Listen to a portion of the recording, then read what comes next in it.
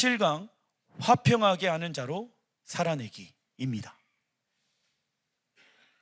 마태복음 5장 9절의 말씀, 화평하게 하는 자는 복이 있나니 말씀하고 있습니다.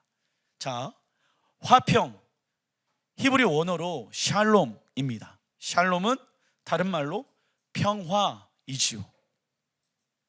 자, 성경에 보게 되어지면 평화의 왕이 등장합니다. 창세기에. 멜기세덱은 어디의 왕입니까? 살렘의 왕이니라고 말씀하고 있죠. 예루샬렘이라고 이야기하게 되어졌을 때 예루는 히브리어로 도시, 살렘은 평화입니다. 자, 멜기세덱은 장차 이 땅 가운데 평화의 왕이신 예수아를 상징하는 것이지요. 그래서 우리는 평화의 왕이신 예수아가 이 땅 가운데 오기를 간절히 소망해야 한다. 왜냐하면 그분만이 이 땅의 무질서함을 하나님의 말씀을 통하여 질서 있게끔 만들어낼 수 있기 때문입니다. 여러분들, 국가 사이들 안에서 서로 전쟁을 치르지 않겠습니다. 조약을 맺지요. 그런데 그 평화의 조약은 입장 차이로 인해서 금세 끝나게 되어집니다. 즉, 사람이 만들어낸 평화는요, 제한되어져 있다는 것이죠. 사람들은 이러한 얘기를 합니다. 목사님, 우리 집이 평화가 임하기 위해서는 돈이 있어야 합니다. 목사님, 우리 집에 건강이 없기 때문에 평화가 없습니다. 그래서 저는 돈과 명예와 권력을 얻기 위하여 살아갑니다. 왜요? 돈과 권력을 통해서 무엇을 얻기 위함일까요? 가정의 평화. 그런데 말입니다, 세상에 돈이 많고 권력을 가진 이들을 한번 보십시오. 샬롬의 삶을 살고 있는가? 아니면 자신에게 있는 그 돈을 지키려고 주변에 있는 사람들을 쓰러뜨리고 짓밟고 경쟁하며 살고 있는가? 그런데 왜 사람들은 부와 명예와 권력을 위해서 살아갈까요? 속고 있는 것이에요. 그것을 가지고 있으면 나는 무엇을 경험할 수 있다? 샬롬. 인류의 역사를 보면 침략과 전쟁이 난무하였다. 그래서 나라와 나라끼리 무엇을 맺습니까? 평화 조약을 맺습니다. 그러나 얼마 가지 못해 서로의 입장 차이로 인해 평화 조약은 깨지게 됩니다. 사람과의 관계도 마찬가지입니다. 싸우는 것보다는 서로 평화를 원하지요. 그러나 그 평화는 오래가지 못합니다. 그 이유는 무엇일까요? 고린도전서 14장 33절 같이 한번 읽어보겠습니다. 시작. 하나님은 무질서의 하나님이 아니시오 오직 화평의 하나님이시니라. 하나님은 무질서의 하나님이 아니라 질서의 하나님이십니다.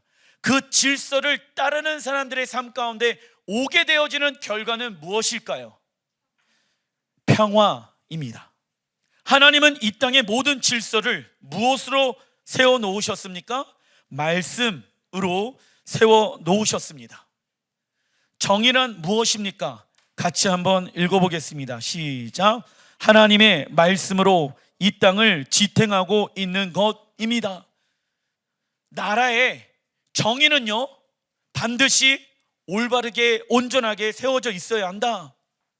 그러나 정의와 공의가 사라지게 되어지는 나라는 나라의 근간이 뿌리가 흔들리게 되어지는 것입니다. 예를 들어서 공무원들이 횡령을 한다. 그러면 나라가 어떻게 되어지겠습니까? 망하는 길로 가게 되어지는 것 아니겠습니까? 우리는 뉴스와 매스컴을 통해서 알 수가 있습니다. 어느 나라 대통령이, 어느 나라 국회의원이 국민들의 세금을 횡령하였다. 정의란 하나님의 말씀으로 이 땅을 지탱하고 있는 것입니다. 하나님의 나라는 어떠한 나라입니까? 정의로운 나라이며 하나님의 말씀을 통해 운영되어집니다. 토라란 적어놔 주십시오. 하나님 나라의 헌법입니다. 토라란 하나님 나라의 헌법입니다. 이 땅에서 하나님 나라를 실현하고 나타낼 수 있는 실제적인 지침서이지요. 하나님께서 이스라엘 백성에게 토라를 주신 이유는 무엇입니까? 옛사람의 행위, 애굽에서의 삶을 벗어버리고 하나님 나라의 백성답게 살아가기 위함입니다.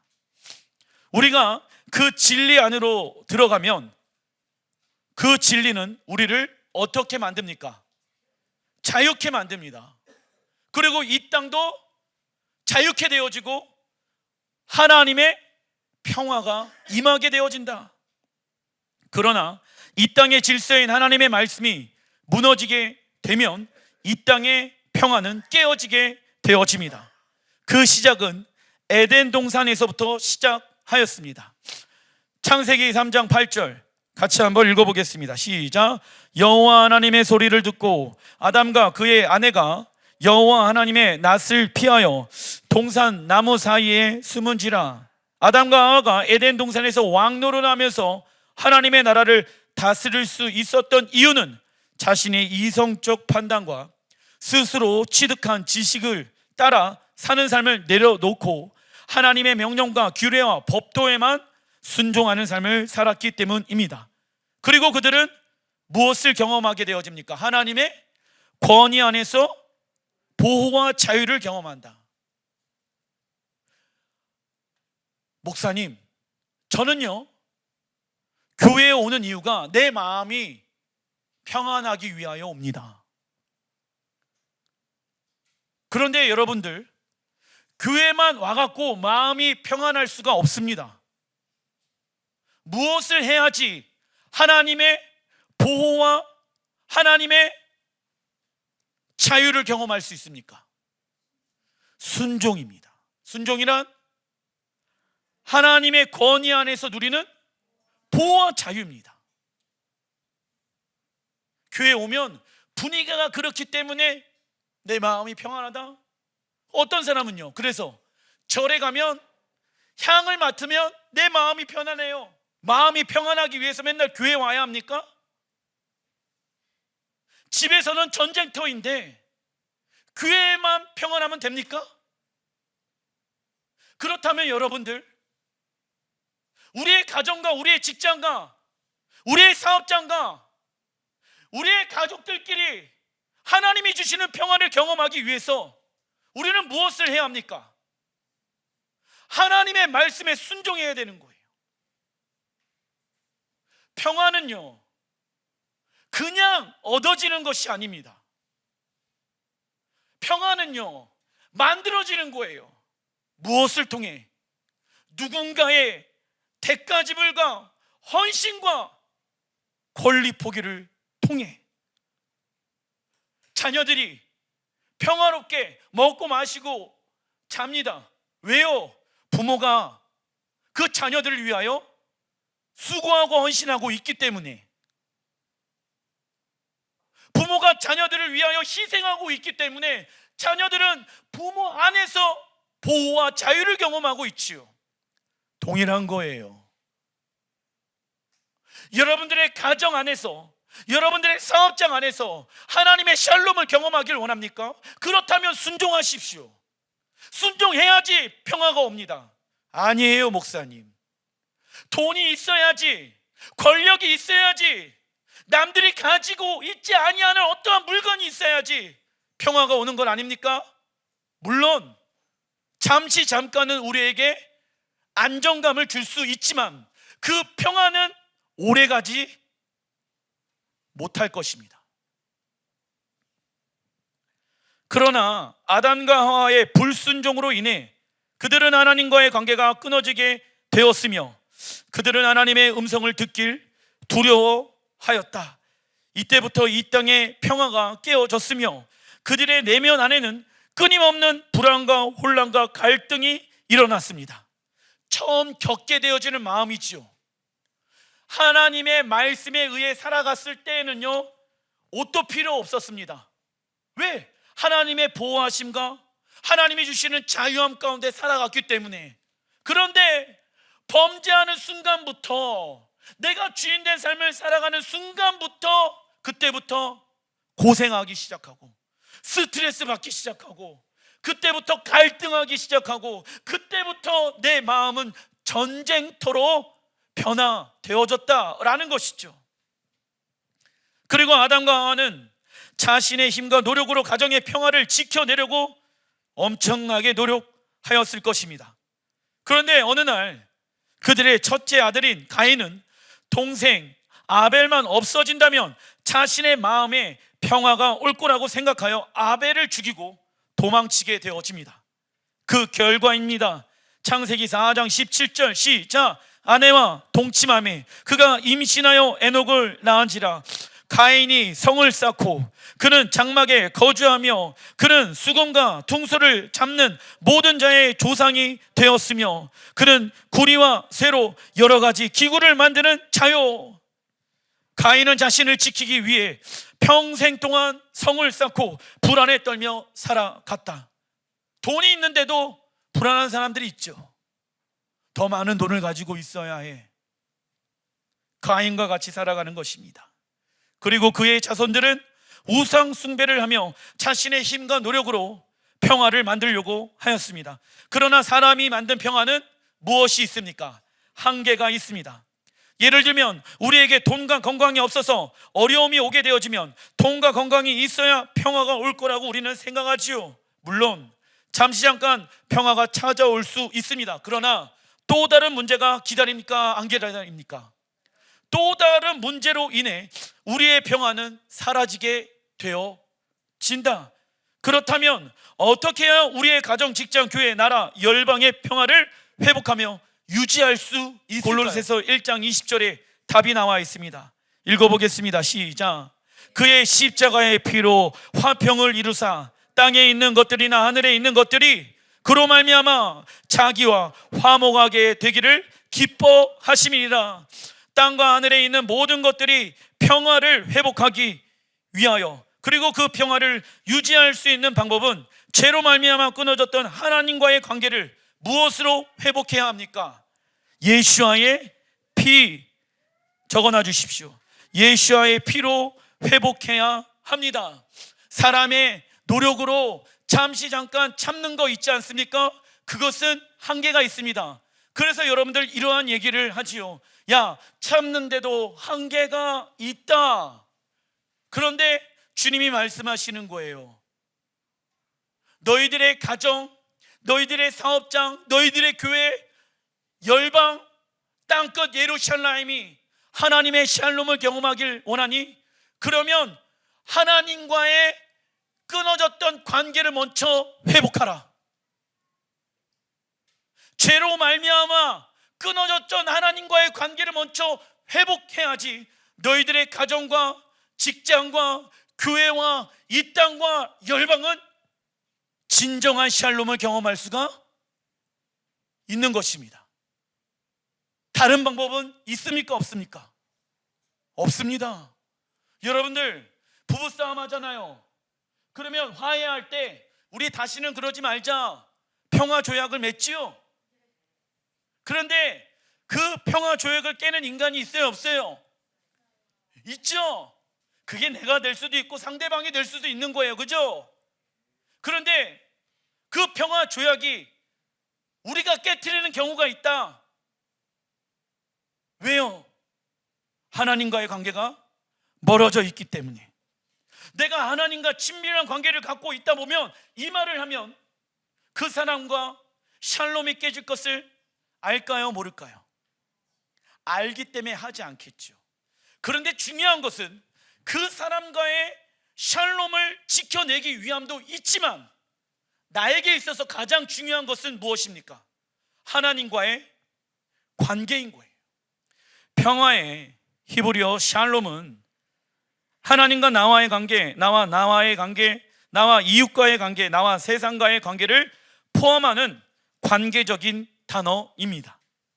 이 모든 관계에서 제일 중요한 관계는 무엇입니까? 하나님과 나와의 관계입니다. 그러나 우리는 하나님의 주인 되심을 거절하고 내가 주인 된 삶을 살아가기 시작하였지요. 이는 하나님에 대한 반역이며 땅과 하늘의 평화를 깨는 행위입니다. 그래서 로마서 1장 28절부터 29절에 뭐라고 말씀하십니까? 그들이 마음에 하나님을 두기 싫어하며 모든 불의, 추악, 탐욕, 악의가 가득한 자요. 그러니까 이 땅에 무엇이 깨집니까? 평화가 깨지는 거예요. 그리고 시기, 살인, 분쟁, 사기, 악독이 가득한 자요, 수군수군하는 자요라고 말씀하고 있죠. 왜요? 하나님을 마음에 두기 싫어하기 때문에 우리 안에서는 이러한 육체의 열매를 맺게 되어진다. 그 육체의 열매로 말미암아 이 땅에 무엇이 깨어진다? 샬롬이 깨어진다. 내가 주인 된 삶을 살아가는 사람은 탐심과 이기심으로 가득하여 재물과 권력을 절대적인 힘이라고 믿게 됩니다. 그래서 여러분들, 그 사람의 어떠한 성품을 보고 믿는 게 아니라 그 사람이 가지고 있는 돈과 명예와 권력을 보고 그 사람과 관계하려고 하는 사람들이 있다. 좋지 않지요. 그리고 그들은 자기의 것에 만족하지 않고 폭력과 전쟁을 통해 다른 이들의 것을 빼앗고 도둑질하게 되어진다. 이들의 마음은 재물과 권력으로 가득하기에 하나님이 들어갈 자리가 있습니까? 없습니까? 없어요. 나를 지켜주는 것은, 나에게 평화를 갖다 주는 것은 돈과 권력과 사람이야. 그러나 하나님은 우리와의 관계를 화평케 하기 위하여 당신의 아들이신 예수야를 십자가에 죽으시고 부활케 하였습니다.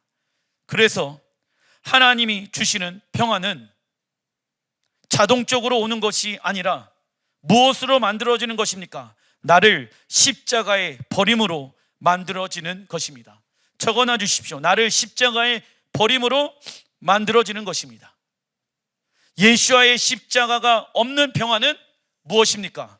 순간입니다.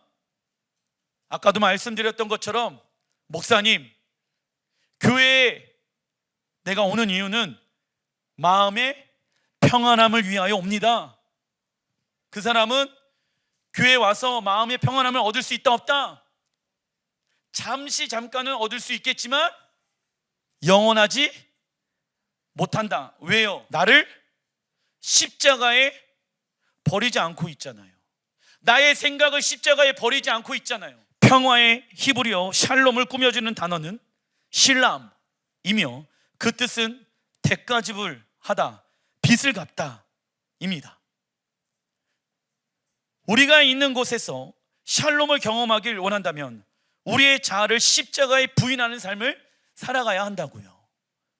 그것이 하나님이 만들어 놓은 평화를 경험할 수 있는 유일한 방법이에요. 자, 성경에서 말하는 평화를 얻기 위해서는 우리가 십자가에 죽어야 합니다. 우리의 자아가 완벽하게 소멸되어야 합니다. 그래야 우리는 무엇을 누릴 수가 있다? 평화를 누릴 수가 있다고요. 그러나 십자가가 없는 삶은 하나님이 주시는 평화를 누릴 수가 없습니다. 우리의 자아를 버리지 않는다면 우리는 하나님을 절대로 사랑할 수 있습니까? 없습니까? 없으며 하나님이 주시는 평화도 누릴 수가 없다. 그렇다면 언제까지 우리의 자아를 십자가에 부인하는 삶을 살아가야 합니까? 언제까지요? 우리의 구원이 완성되어질 때까지. 우리의 구원이 완성되어질 때까지. 그래서 여러분들, 화평케 하는 자는 복이 있나니 그들이 하나님의 아들이라 일컬음을 얻을 것이다 라고 말씀하고 있죠. 왜 우리가 하나님의 샬롬을 이 땅 가운데 풀어내는 자로 나를 날마다 십자가에 못 박고 내 자아를 왜 비우는 시간들을 갖는지 아십니까? 하나님의 아들이라는 일컬음을 얻기 위하여. 하나님의 샬롬을 경험하기 위해서는 무엇이 있어야 합니까? 나를 십자가에 버리는 모습들이 있어야 한다. 그래야 하나님의 아들이라 일컬음을 얻게 되어집니다. 마태복음 10장 34절, 내가 세상에 화평을 주러 온 줄로 생각하지 말라. 화평이 아니요 무엇을 주러 왔습니까? 검을 주러 왔노라. 내가 온 것은 사람이 그 아버지와 딸이 어머니와 며느리가 시어머니와 불화하게 하려 함이니. 무슨 얘기입니까? 예수님께서 너 예수님 믿는다고 해갖고 평화로울 것 같아? 아니야. 나는 너희들이 의지하고 있는 것들 있잖아. 우리가 자식을 의지하잖아요. 우리가 부모를 의지하잖아요. 우리가 친구를 의지하잖아요. 하나님이 뭐라고 말씀하십니까? 모든 것을 불화하게 하려 합니다 라고 말씀하고 있죠. 친구, 돈, 명예, 부모, 자식, 이런 걸 가지고 사람들은 무엇을 하려고 합니까? 샬롬을 경험하려고 합니다. 자식 잘 키워갖고 내가 노년에 무엇을 경험하기 원합니까? 샬롬을 경험하기 원합니다. 내 남편, 내 아내를 통해서 우리는 샬롬을 경험하기 원합니다. 그런데 하나님은 그것 다 깨부시기 위하여 칼로 들고 오셨대요. 그리고 아들이나 딸을 나보다 더 사랑하는 자도 내게 합당하지 아니하며. 목사님, 그래도 지금 자녀들이 이러한 상황인데 내가 교회에 나가고 예배드리고 기도한다고 해갖고 우리 자녀들이 변화되어질까요? 나는 아니라고 봅니다. 그것은 하나님의 말씀과 반대되어지는 말입니다. 38절, 또 자기 십자가를 지고 나를 따르지 않는 자도 내게 합당하지 아니하리라. 39절, 자기 목숨을 얻는 자는 잃을 것이요 나를 위하여 자기 목숨을 잃는 자는 얻으리라. 무슨 얘기입니까? 부모, 자식, 남편, 아내, 우리는 이런 얘기합니다. 목사님, 내가 지금은 우리 가족들을 섬겨야 될 것 같습니다. 그런데 주님이 말씀하시는 거예요. 그들이 중요하니 내가 중요하니. 물론 주님이 더 중요하지요. 하지만 우리 가족도 중요합니다. 둘 다 섬길 수 있다 없다? 없습니다. 예수와는 우리의 가족이 우리의 평화를 만들어주는 도구가 되지 말라고 말씀하고 있지요. 내 자식과 내 부모 그리고 내 남편과 내 아내가 나의 평화를 만들어주는 도구가 아니라 오직 예수와만이 우리의 평화를 만들어주는 도구가 되어야 한다. 우리는 눈에 보이는 것을 통해 평화의 근거로 삼으려고 합니다. 그러나 예수와는 세상의 평화를 주러 온 줄로 생각하지 말고 검을 주러 왔다라고 말씀합니다. 우리는 하나님의 말씀과 반대되는 평화를 거부해야 합니다. 작은 타협을 통해서 여러분들의 식구를 선택하지 마십시오. 그건 타협이고 그것은 죄입니다. 교회는 그 말에 동의해서는 안 됩니다. 그런데 많은 사람들이 목사님 어쩔 수 없는 거 아니에요? 어쩔 수 없는 게 아니라 그것은 죄입니다. 예수님께서 말씀하시잖아요. 그렇게 살다가 너희들이 잘 먹고 잘 살아? 그런데 보자, 최후의 날에 생명을 얻은 자는 생명을 잃어버릴 것이다 말씀하고 계십니다. 어떤 이는 자신의 소유를 움켜쥐고 쌓아두며 부와 명예를 통해 자유와 평화를 꿈꾼다. 그러나 이러한 행동은 자신과 이웃과 그리고 하나님과의 관계를 무엇하는 행위입니까? 파괴하는 행위입니다. 이를 잘 아시는 하나님은 이것들로부터 우리를 해방시키기를 원하십니다. 그것은 바로 하나님을 모든 것에서 적어놔 주십시오. 최우선순위에 두는 것입니다. 최우선순위에 두는 것. 우리의 삶 가운데 하나님을 모든 것에서 최우선순위에 두는 것을 생각해야 합니다. 이것이 자신을 파괴하는 이기심으로부터 자유케 되는 길입니다. 이때 우리 안에는 주님을 모시게 됨으로 말할 수 없는 평안과 감사가 생기게 되어집니다. 소유가 많을수록 지켜야 할 것이 많기 때문에 무엇도 많아집니까? 걱정도 많아집니다. 그럼 여러분들 걱정하고 싶지 아니하시죠? 그러면 어떻게 해야 됩니까? 적당한 돈을 버십시오. 많이 소유하면 안정된 삶을 살 것 같지만 그 쌓아둔 것들이 우리의 마음을 지배하게 될 가능성이 아주 높습니다. 그 결과 외면과 내면의 자아는 분열되어져서 거짓된 삶을 살게 되어지며 영혼의 평화를 가질 수 없게 되어집니다. 열왕기상 18장 21절에 너희가 어느 때까지 두 사이, 이 두 사이는 하나님과 바알신, 이 재물을 다스리는 이 신에서 머뭇하려느냐 말씀합니다. 우리 안에도 하나님을 선택할까 세상을 선택할까 우유부단하게 머뭇거리는 사람들이 있지요.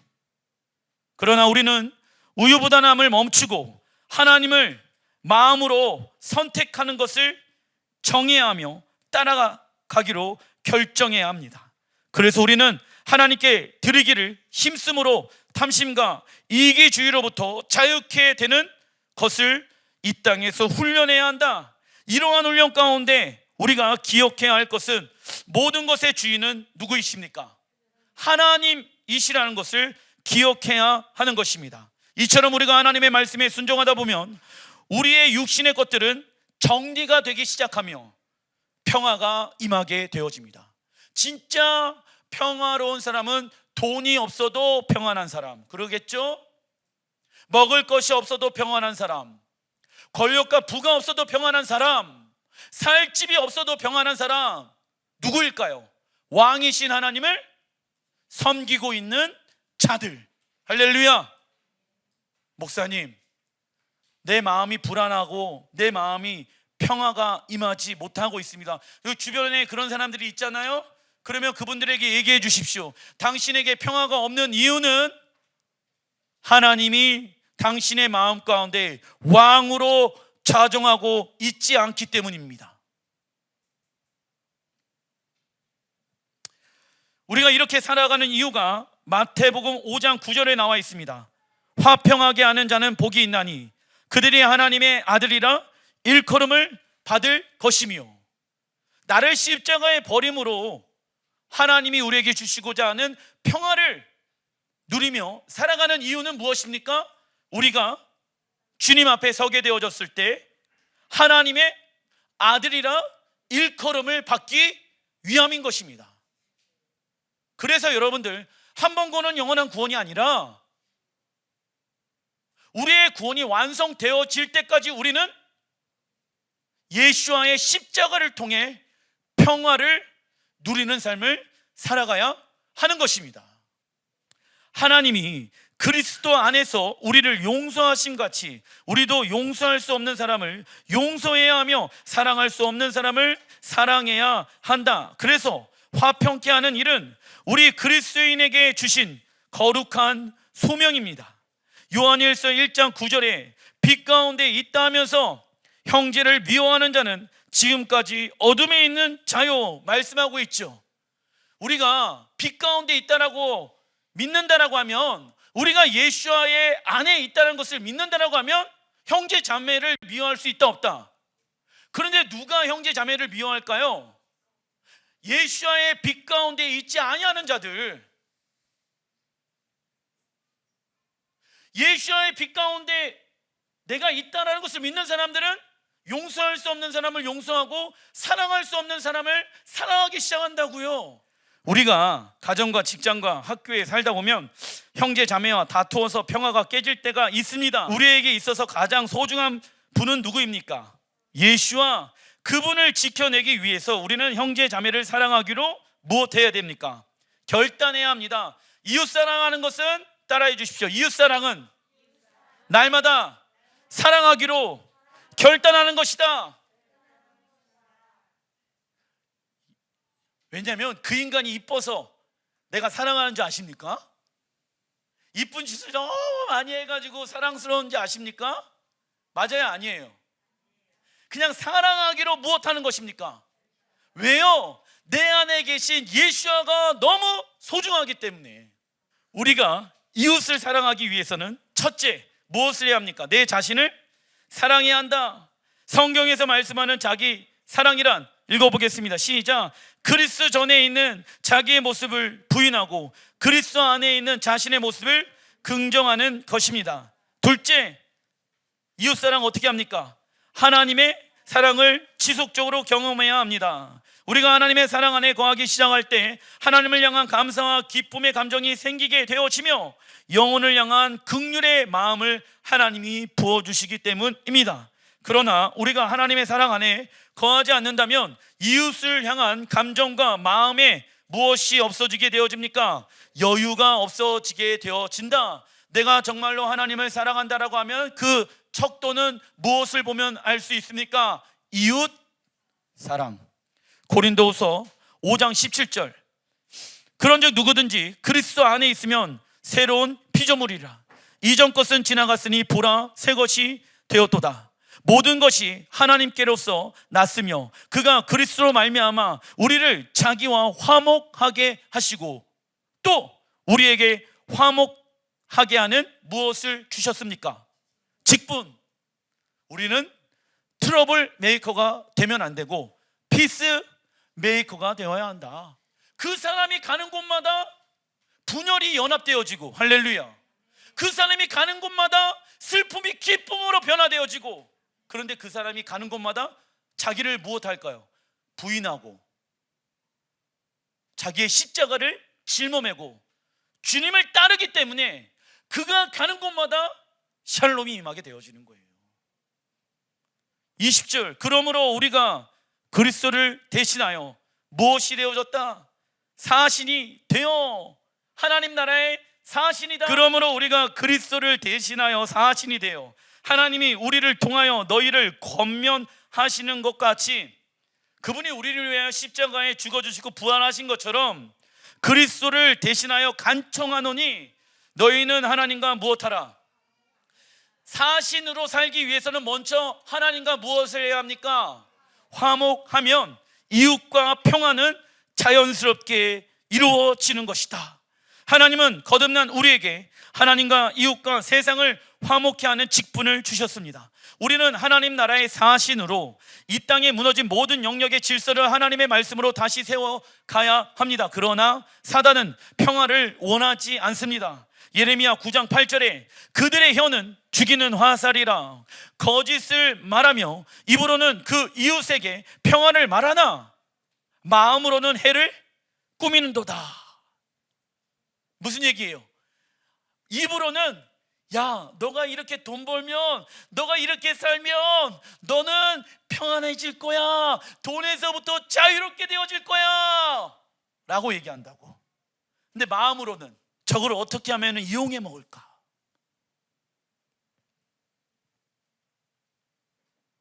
세상도 세계 평화를 외치고 있으며 이를 위해 수많은 돈을 사용하고 있습니다. 그러나 무엇을 극복하지 못합니까? 사람 안에 있는, 적어놔 주십시오, 자기 중심성을 극복하지 못하기 때문에 세상의 수많은 문제와 고통을 얘기합니다. 그래서 우리 인간의 죄의 문제가 해결되지 않는 한 우리가 살고 있는 사회와 문화, 더 나아가 생태계까지 고통과 수많은 악을 더 경험하게 될 것입니다. 이것이 주인이신 하나님을 거절하여 우리가 겪고 있는 삶의 실존입니다. 그래서 여러분들, 세상이 세계 평화를 만들어낼 수 있는 것이 아니라 우리가 예수아를 믿고 따르는 우리가 십자가에 죽고 예수아의 부활의 능력으로 살아가는 우리가 세상의 평화를 만들어낼 수 있는 것입니다. 에베소서 2장 12절, 그때 너희는 그리스도 밖에 있었고 이스라엘 나라 밖의 사람이라. 우리를 얘기하는 것이죠.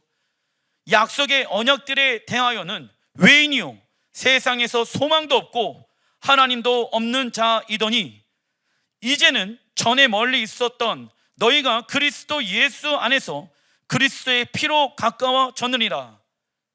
유대인과 이방인이 그리스도의 피로 하나가 되어졌다라고 얘기하는 거예요. 그런데 문제가 있습니다. 14절에 그는 우리의 화평이신지라. 예수야를 상징하죠.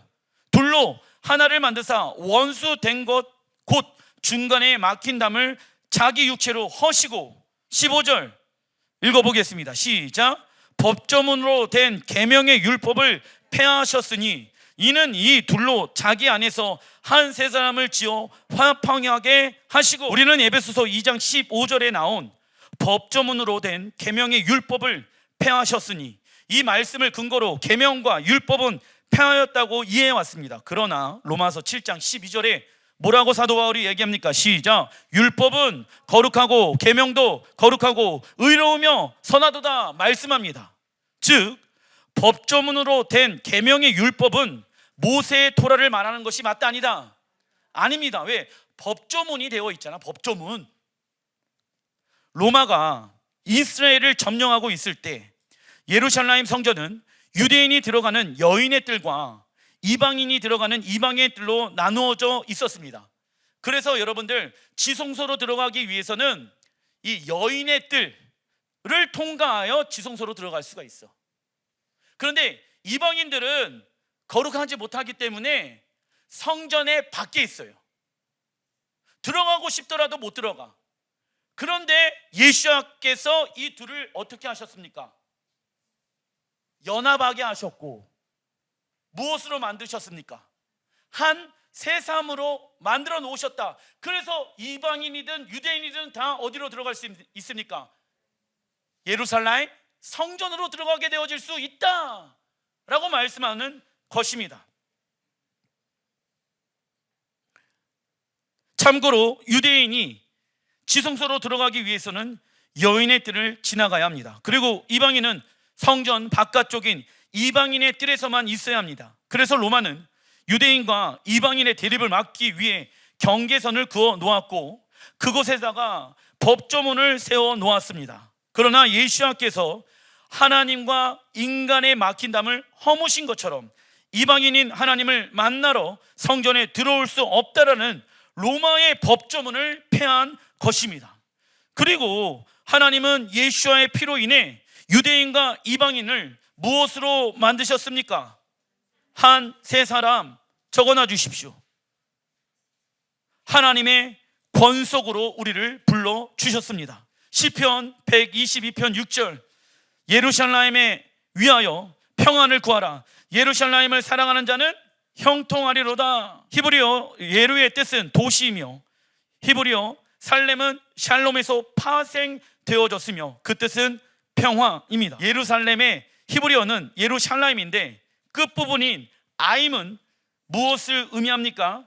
쌍수를 의미합니다. 그래서 하늘에 있는 새 예루살렘과 땅에 있는 예루살렘이 존재하는 것입니다. 그리고 평화의 도시인 예루살렘에 누가 오십니까? 예수님께서 평화의 왕으로 다시 오실 것이며 온 열방의 모든 기초를 하나님의 말씀을 통하여 다시 세우실 것입니다. 그때까지 평화의 왕이신 예수님께서 평화의 도시인 예루살렘의 왕으로 오실 때까지 우리는 이 땅에서 하나님의 말씀에 순종함으로 권리 포기하며 나의 자아를 완벽하게 십자가에 죽이며 하나님의 말씀을 통하여 이 땅의 기초를 새롭게 변화시켜야 하는 것입니다. 천년왕국 시대가 끝나게 되어지면 하늘의 예루살렘과 땅의 예루살렘은 하나가 될 것이며 이 땅에 하나님의 나라는 완성되어질 것입니다. 우리가 이때 하나님의 아들이라 일컬음을 받게 되어지는 거예요. 우리는 그날까지 눈에 보이는 평화를 따라 살아가는 것이 아닌 우리의 자아를 날마다 부인하고 하나님의 형상을 닮은 자가 되어야 합니다. 우리는 우리 스스로 하나님의 자녀인 것을 증명해야 합니다. 기도하겠습니다.